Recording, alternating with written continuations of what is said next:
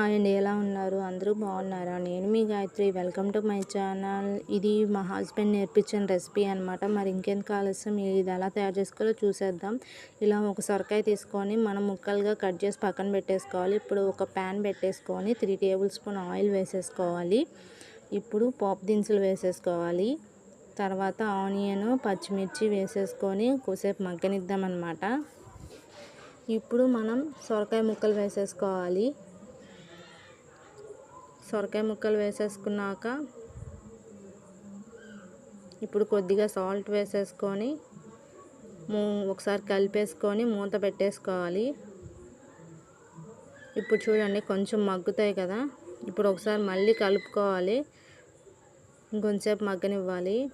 ఇప్పుడు చూడండి ముక్క మెత్తబడిందేమో చూసుకున్నాక కొంచెం పసుపు అలాగే కారం వేసేసుకోవాలి. ఇది కూడా కలిపేసుకున్నాక ఇప్పుడు మనం పాలు యాడ్ చేసుకోవాలన్నమాట. కాచి చల్లార్చిన పాలు అన్నమాట. కాచి చల్లార్చిన పాలు వేసేసుకొని కొద్దిసేపే, ఎక్కువసేపు మగ్గనివ్వకూడదు. ఇప్పుడు కొత్తిమీర వేసేసుకొని అంతే, అయిపోయింది.